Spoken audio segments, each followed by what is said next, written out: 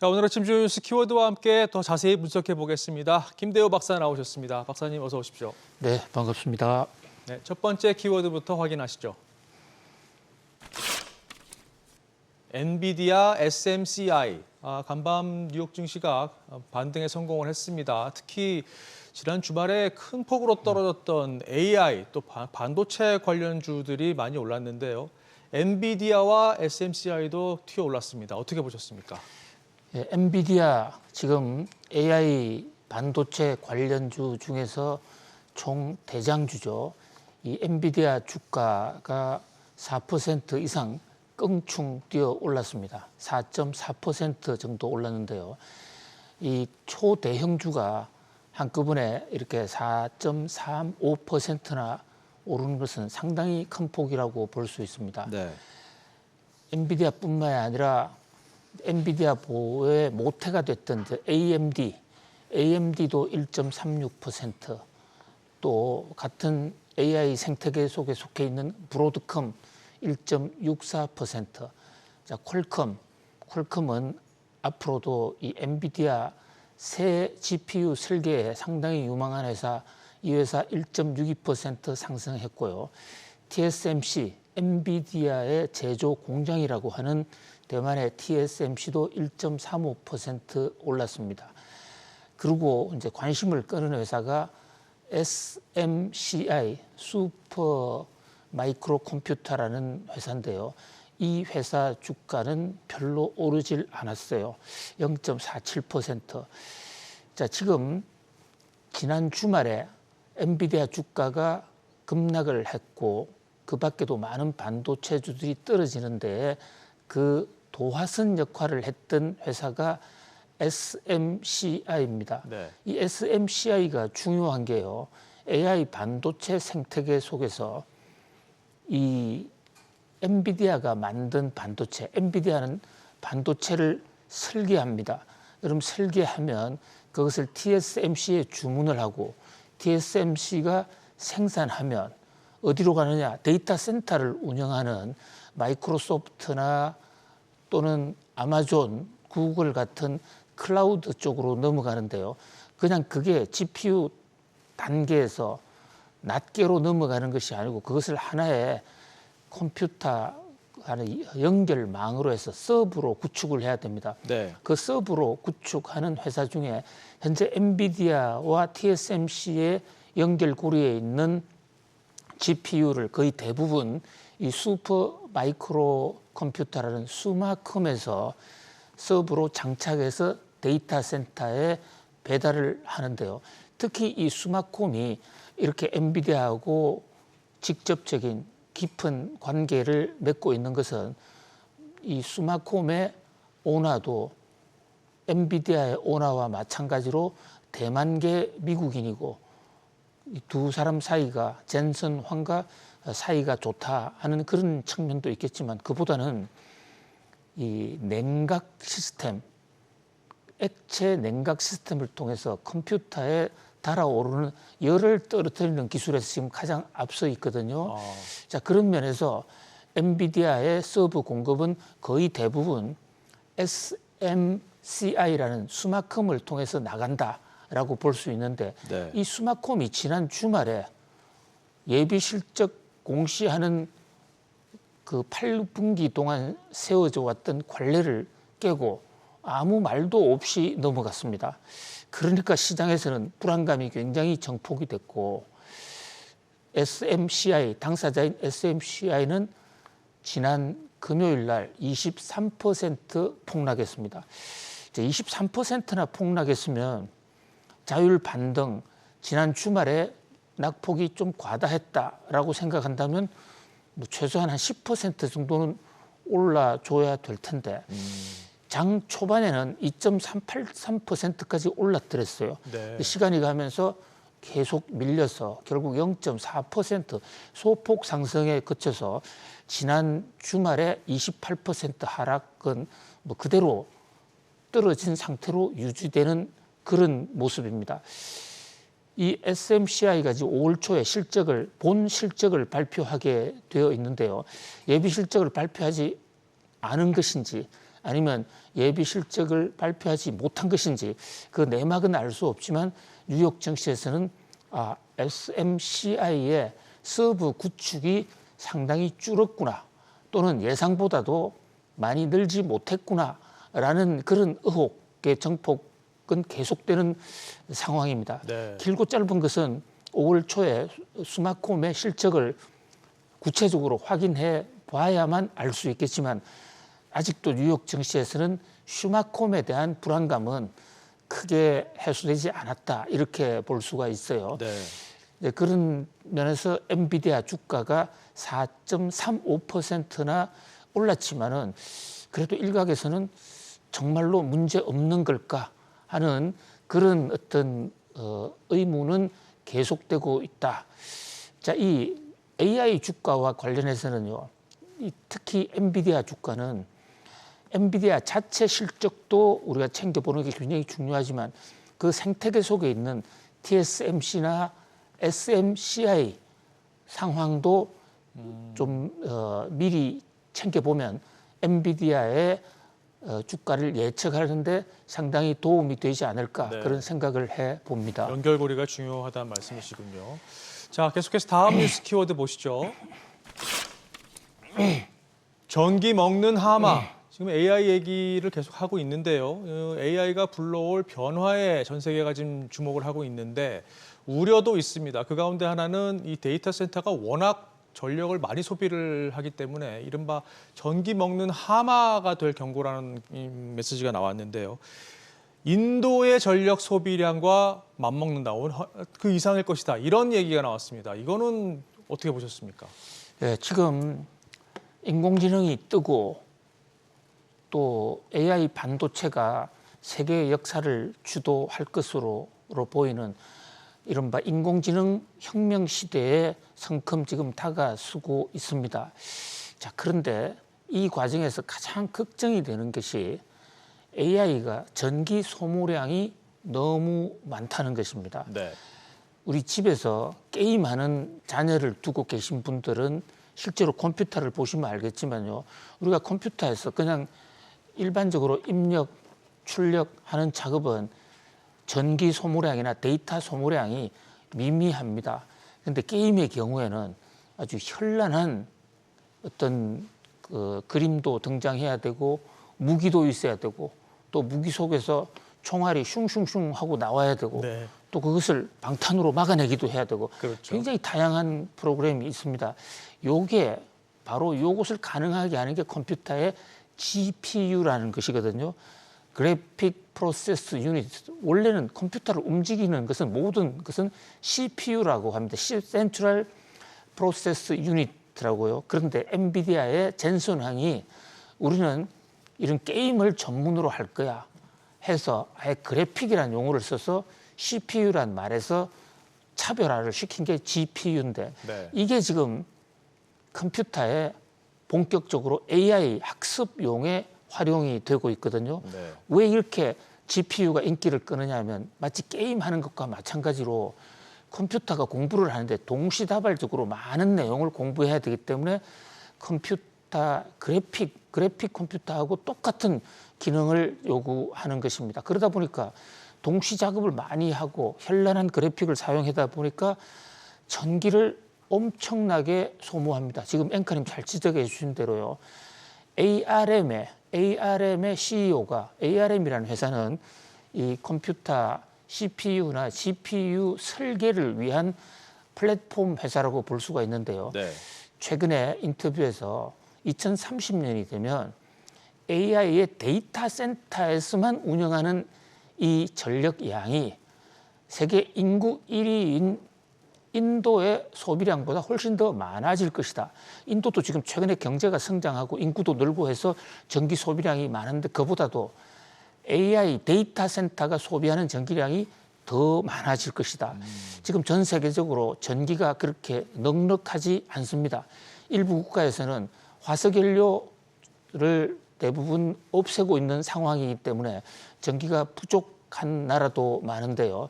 자, 이제 이 대목과 관련해서 이 울트만이라는 오픈 AI의 그 현재 CEO 이 분이 전기 회사를 싹쓸이하고 있어요. 네.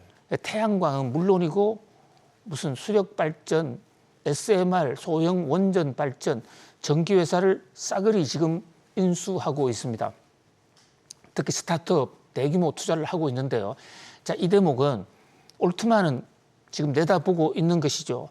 AI의 승자는 전기를 많이 확보하는 자가 이길 수 있다. 네. 자, 그런 면에서 앞으로 전기 산업의 성패가 바로 인공지능 산업혁명의 승자의 우열을 가릴 것이고 결국 그 나라 국가의 경쟁력이 될 수도 있다. 이렇게 지금 판단하고 있습니다. 자, 이 전기를 많이 잡아먹는 하마 또 하나 있어요. 비트코인.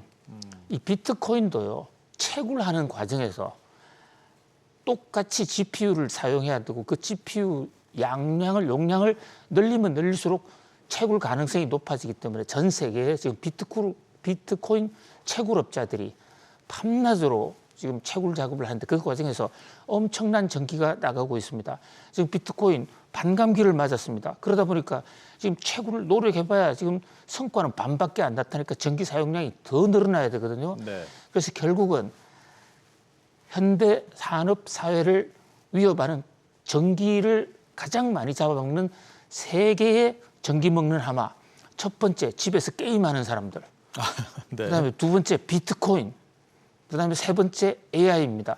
자, 이 AI 산업도 바로 이런 각도에서 전기를 효율적으로 확보하지 못한다면 AI 산업이 상당히 휘청될 수가 있습니다.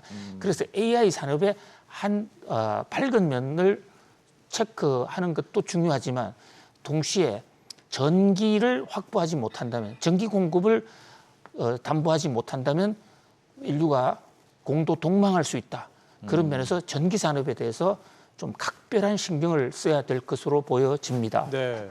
결국은 에너지도 AI와 연결고리가 있다라는 얘기인데요. 그렇다면 지금 말씀하신 대로 기업 또 국가 간의 에너지와 확보 경쟁이 치열해질 것으로 전망을 한다면 앞으로는 그런 에너지 업종에도 좀 주목해 볼 필요가 있겠습니다. 그렇습니다. 에너지가 결국은 생명입니다. 산업사회에서는 전기 없이는 아무것도 못한다. 그런 네. 면에서 특히 지금 에너지 관련해서는 이 RE100 재생에너지 쪽으로 넘어가는 과정에서 여러 가지 국가 간 갈등도 많고 그렇죠. 또 이 업체별로 희비가 엇갈리는 희비 쌍곡선이 많은데요.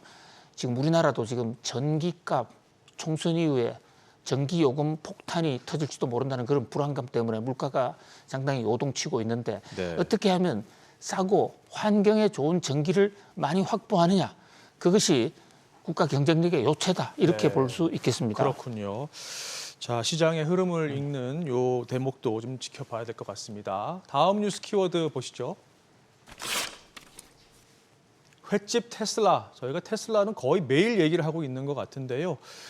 횟집과 테슬라가 무슨 연관이 있을까요? 지금 테슬라가 일부 차량의 가격을 내렸습니다. 그런데 또 밤사이에는 고급 모델 X와 또 S 모델에 관해서는 또 가격을 올렸다는 소식이 나왔습니다. 이걸 두고 지금 횟집 메뉴판에 나오는 가격 대신 시가라고 써놓은 것과 같다. 이런 우스갯소리도 나오고 있습니다. 이거 어떻게 봐야 되는 건가요? 예, 과거 군사 정부 시절에 물가와의 전쟁을 벌일 때 각 음식점, 특히 그 선술집을 비롯한 이런 어떤 시중에 있는 집들에게 모두 가격표를 달아라. 가격표대로 안 지키면 철퇴를 내린 적이 있습니다. 네. 군사 정권의 총구로서 직접 물가를 단속했던 적이 그런 시절이었죠. 그런데 횟집에서 회를 파는 주인들은 횟값을 어떻게 해야 되느냐 이거로 고민이 굉장히 많았어요. 왜냐하면 회라는 것은 오늘 안 먹으면 바로 상해버리고 만약에 회를 많이 잡아서 어부들이 잡아서 들어오면 싸게 팔 수도 있지만 한두 마리밖에 못 받았다면 이 어부 단계에서 직판장 단계에서부터 가격이 굉장히 출렁이기 때문에 네. 음식점에서도 가격을 조정할 수밖에 없습니다. 그래서 군사 독재 정부가 나왔을 때 가격표를 붙이라고 그러니까 횟집 주인들이 어쩔 수 없이 눈물로 구안해내는 게 가격 10,000원 이렇게 적을 수는 없으니까 시가라고 적은 겁니다. 네, 네. 그때부터 시가 제도가 나왔는데 네. 횟집만은 군사 독재 정부도 그 시가를 인정해 줄 수 없었거든요. 네. 그래서 횟집 물가 이러면 수시로 변동하는 한치 앞을 알 수 없는 물가를 흔히 횟집 물가라고 그러는데 요즘 횟집보다도 더 변덕이 심한 곳이 바로 테슬라 전기차 가격입니다. 그런 것 같습니다. 올렸다 내렸다 그러다 보니까 테슬라 가격이 좀 올랐을 때 산 사람들 이건 굉장히 지금 가슴이 아픈 것이죠. 그렇죠. 조금 내렸을 때 산 사람도 이제 내렸구나 샀는데 더 내리면 가슴이 더 아픈 겁니다. 그렇죠.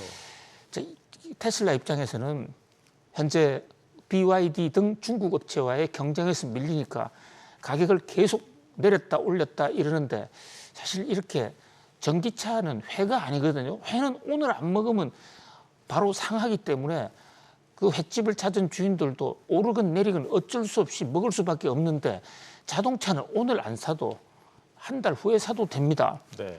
이제 그런 각도에서 경영학자들은 마케팅하는 경영학자들은 일관성 없게 이렇게 가격을 수시로 펑펑펑 내리면 가격 내리는 데서 매출이 늘어나는 게 아니라 오히려 매출이 더 줄어든다. 왜냐하면 소비자들이 테슬라 가격이 더 떨어질 수도 있다. 이렇게 우려하는 것이거든요. 아무튼 그런 관점에서 테슬라의 고민은 깊어지는데 실제로 테슬라가 가격을 내렸더만 주가가 또 대폭락을 했습니다. 네. 지금 엔비디아를 비롯한 다른 미국의 IT 관련 회사들은 주가가 다 올랐는데 테슬라는 오늘도 큰 폭으로 떨어졌거든요. 네. 자, 지금 오늘 밤 내일 새벽에 테슬라가 분기 실적을 발표합니다. 최악의 지금 실적 발표가 예정돼 있다는 이런 설까지 나오는데 좀 밤사이 테슬라 실적 지켜볼 필요가 있겠습니다. 맞습니다. 자, 다음 뉴스 키워드로 넘어가 보시죠. 비둘기 실종. 또 한 가지 지금 시장의 부담으로 작용하는 게 미국 연준의 금리 인하 시점이 계속 뒤로 밀리고 있다는 겁니다. 실제로 최근 연준 내부에서 나오는 발언들을 보면 매파 일색입니다. 비둘기가 없어졌습니다. 이건 어떻게 봐야 될까요?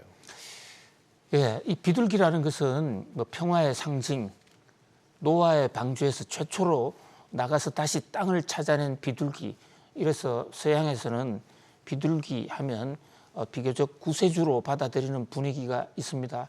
그래서 뉴욕 증시에서도 금리와 관련해서 금리를 내리려는 쪽에 성향을 흔히 이제 비둘기 또는 비둘기파라고 그러는데요. 네. 지금 연준 관계자 중에서 최고의 대왕 비둘기 한 사람을 꼽으라면 금리 인하를 제일 먼저 얘기했고 입만 열면 금리 인하부터 얘기하는 분이 한 분 있습니다.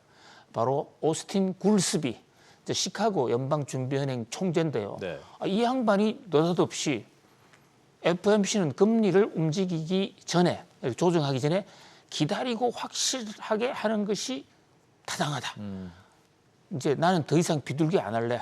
그렇다고 이제 굴스비가 완전히 매파라고 갔다고 보는데 중립으로 간 것이죠. 네. 그런데 그 까시까리 이 총재는 조금 매파적 성향이 있는데 아예 금리를 올려야 될 가능성이 40% 있다.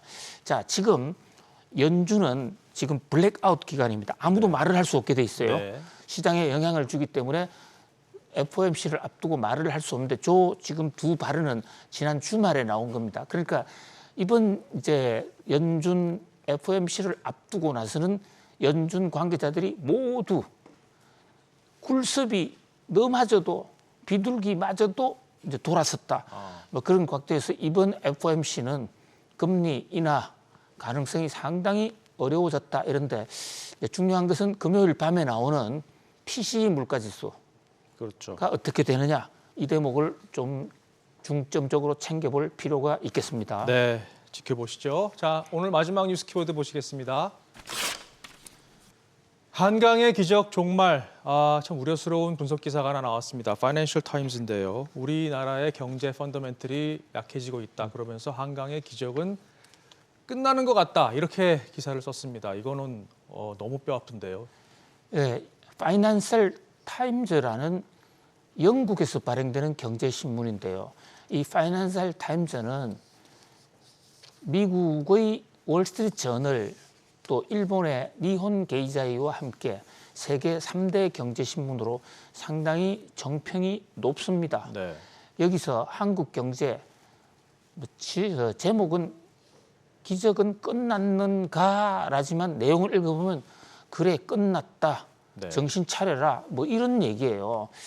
자, 대표적인 얘기로 한국 경제 그동안에 모방을 하면서 패스트 팔로우로 잘 따라왔는데 요즘은 따라가는 것도 잘 안 될 뿐만 아니라 또 한국 같은 덩치에서는 이제 따라가는 것만으로서는 한계가 있는데 한국은 대기업, 제조업 쪽에만 역점을 둬서 생태계가 완전히 몰락하고 창의성 거의 찾아볼 수가 없다.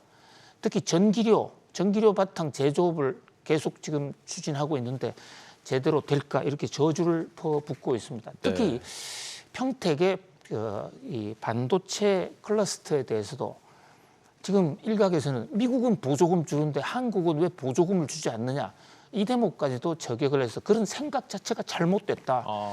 그러니까 한국은 지금 대기업에 돈 대주는 그런 클러스터가 필요한 것이 아니라 첨단 반도체 설계를 할 수 있는 중소 스타트업 생태계가 필요하다 이렇게 주장을 하고 있거든요. 자, 이 파이낸셜 타임즈 뭐 또 영향력이 있는 신문이만큼 그만큼 아프기도 합니다. 근데 저는 그보다 더 문제는 이런 문제가 나오고 있는 상황에서 우리 내부에서 별로 문제의 심각성이 없다. 이것이 더 큰 문제가 아니겠는가 이런 생각을 해봅니다.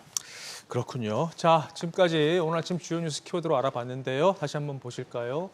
엔비디아, SMCI, 전기 먹는 하마, 횟집 테슬라, 비둘기 실종, 그리고 한강의 기적, 종말까지 짚어봤습니다. 박사님 오늘도 잘 들었습니다. 말씀 고맙습니다. 고맙습니다.